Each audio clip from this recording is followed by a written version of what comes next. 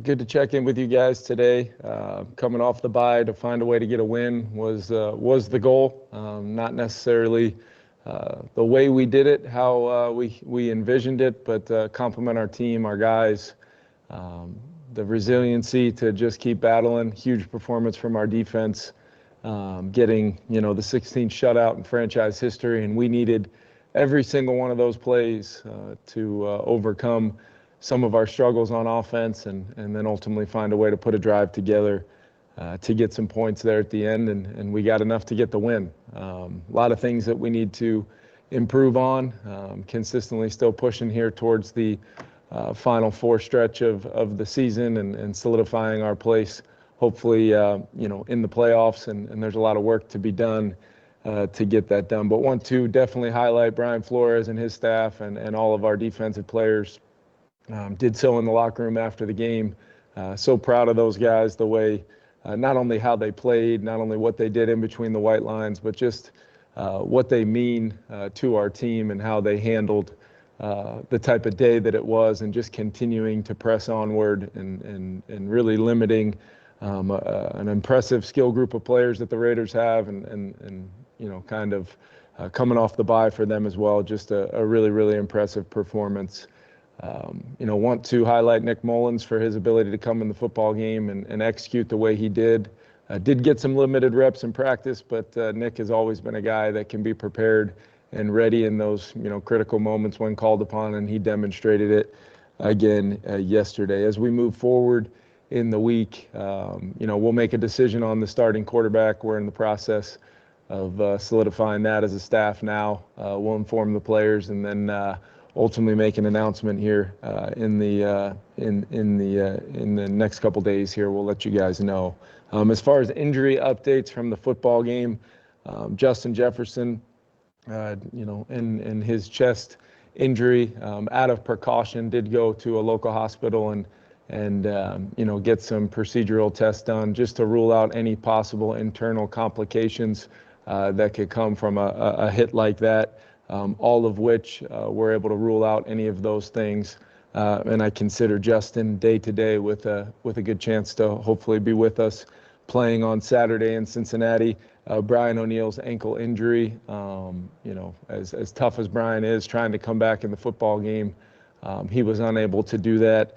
And we'll see how he handles treatment throughout the week, and ultimately what his availability looks like for this coming Saturday is up in the air. But I do think we were able to avoid a real long-term issue for Brian there. Alex Madison, kind of a very similar situation with his ankle. We'll see how he progresses through the week. But kind of a similar timeline for those two players. And then Jalen Naylor is indeed in the concussion protocol, and he'll work through the steps to see if he can be available this week. But as always with head injuries, we will be very cautious and make sure that we allow the medical team and our doctors to determine with Jalen his availability as it pertains to Saturday. For questions, we'll start with Dave, Kevin, and then Andrew. Kevin, with Jefferson, I guess what are the specifics that you'll actually have to evaluate about his availability? Is it more of a pain tolerance issue, or what is some of the precautions you have to judge? I didn't hear the beginning. You're talking about Justin? Oh, yeah. Yeah. I think, once you're able, Dave, to rule out some of, potentially some of those complications, and our doctors, did a great job being proactive to do the things we needed to do to make sure he could fly home with us and be with us, which he was able to do.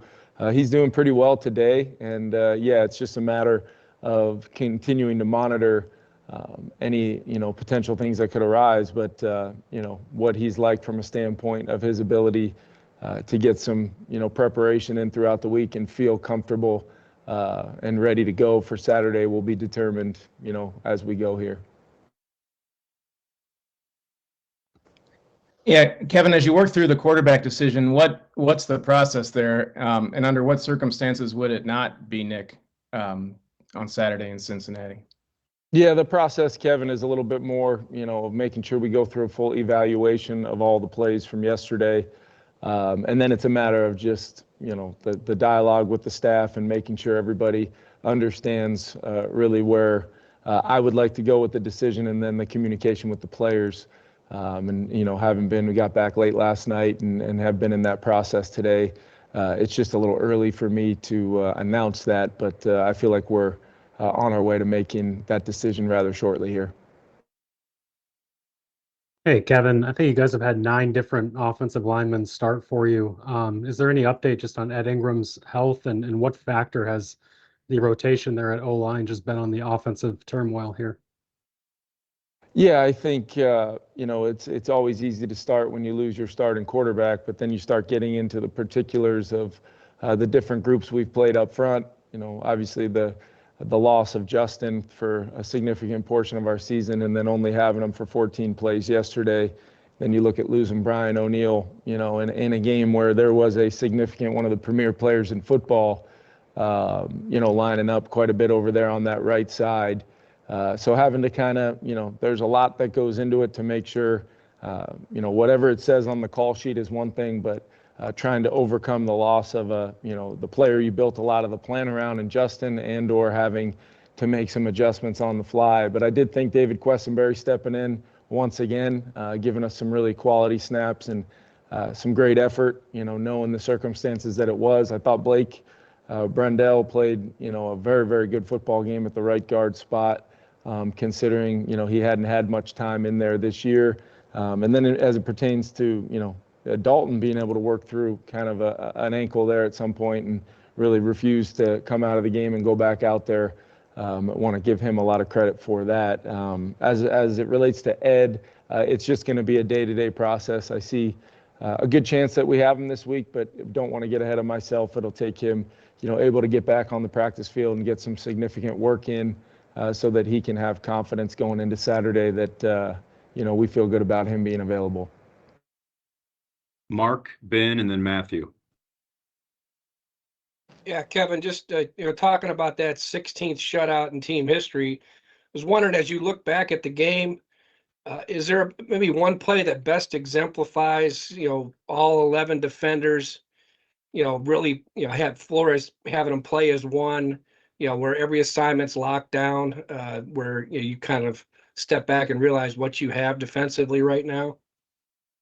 Yeah, I don't know if it's easy to look at IP's interception there to kind of seal it for us, but I don't necessarily look at one. I think that's what's making them play at the level they are right now. It's just consistent of the mix and match between, keeping people off balance, using our playmakers at different positions to allow them to thrive in multiple roles, using a guy like Byron Murphy to maybe match in coverage sometimes, other times, maybe just play his standard spot. Josh Metellus, Harrison Smith, Cam Bynum at the safety position. A guy like Mekhi Blackman steps in and gives us some really good snaps. And then IP, running the show as the green dot. His ability to just, continue to improve. I think Mike Saravo deserves a ton of credit for the development of an undrafted free agent rookie that we're really lucky to have, and quite honestly don't know where we would be without him. But once again, just a credit to Flo, his staff, our players, the consistency at which they've been able to continue to communicate, execute, and ultimately finish.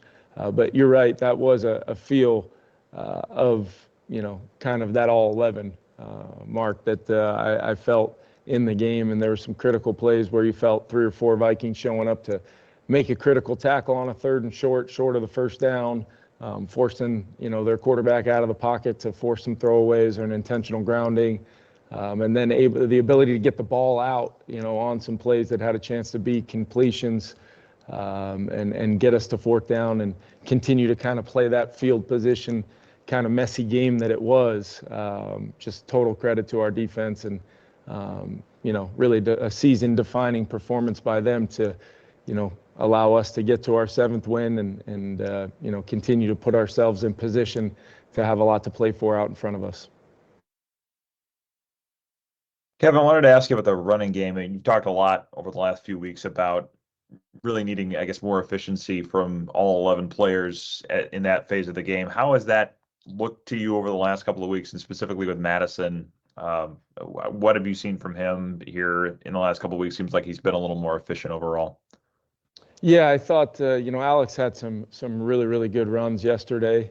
We did coming out of the bye. One of the real positives of having Josh in there was we did use the threat of him being a runner. We ran as much gun run as we have all season. We ran some pistol. We ran some zone read variations where it was clear and evident that the Raiders were having to account for him with a player along the line of scrimmage or a backer over the top.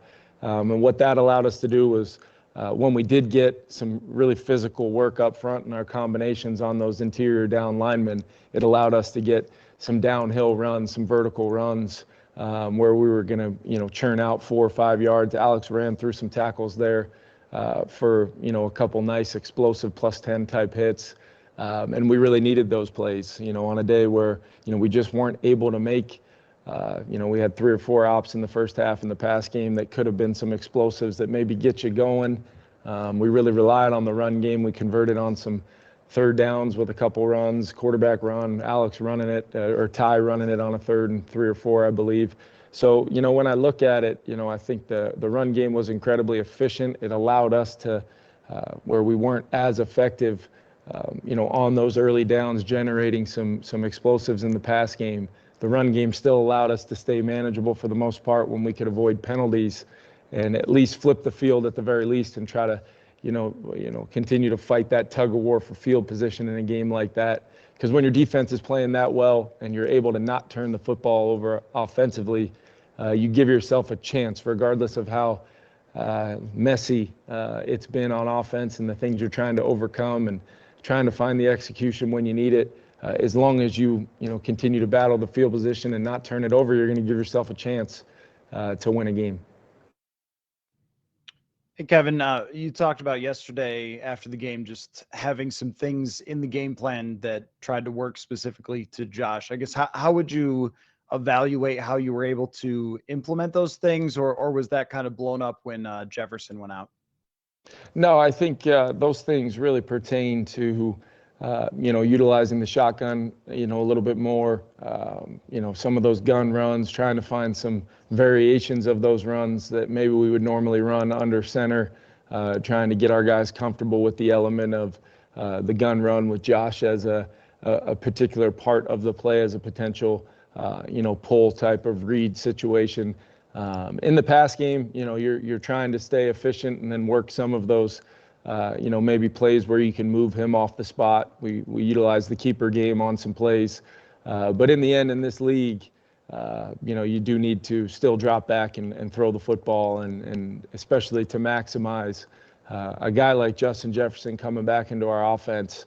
We wanted to have some plays to do that. We still need to improve some of our play pass protections. I thought there were some breakdowns, some simple breakdowns that contributed to some of our sack numbers, whether it's technique, fundamentals, identification of who we're targeting from the second level if they were to hit the A gap, or in some of our gap protections where we're really responsible for gaps and can normally have a pretty firm protection. Just one guy here or there contributes, and it sometimes feels like things are a lot worse than they actually are, and you go back and watch the tape and you're very, very close on some things. But I'm not a big fan of talking about how close you are. To me, it's were we effective or were we not? And we certainly weren't in the pass game yesterday. Okay, and we'll wrap up with Kevin and then Dane. Thank you. Yeah, Kevin, are there any plans to open Jordan Hicks's window to return? Is he close enough to start that conversation? Yeah, we're kind of in dialogue right now about whether that's going to be, at some point maybe this week, or whether we'll push it to next week. But Jordan is probably ahead of schedule when considering the severity of what we felt kind of in the immediate aftermath of kind of his injury. So where he's at now is very, very positive, and I think Jordan's getting really close to maybe being able to start officially practicing, having his window back open, but I will definitely keep you guys informed. And that's something I'm looking forward to as well. Getting him back in there, next to IP with what IP's done as well, could be a real boost to an already, strong group on our team right now. Hey, Kevin, with Josh Metellus, another forced fumble yesterday in a big moment.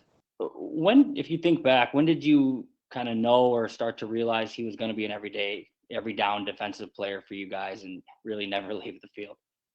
Yeah, honestly, total credit to Flo and Durante for understanding kind of and building a defense that revolves around the strength of our team, which, we carried 6 safeties for a reason. We've got confidence in all those guys.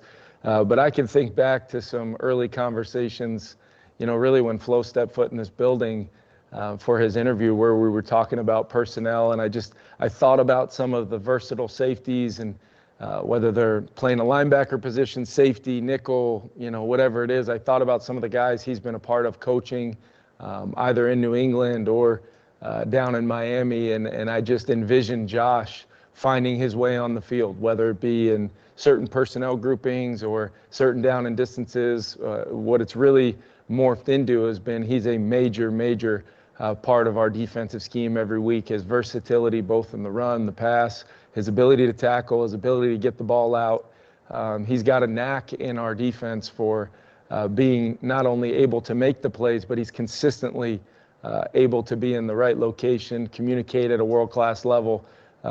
You guys know how I feel about Josh Metellus, our team. It's clear how the team feels about him. Borderline unanimous captain, voted by his teammates, and he's one of my favorite players, that I've really been around. I'd absolutely love having Josh Metellus part of our football team.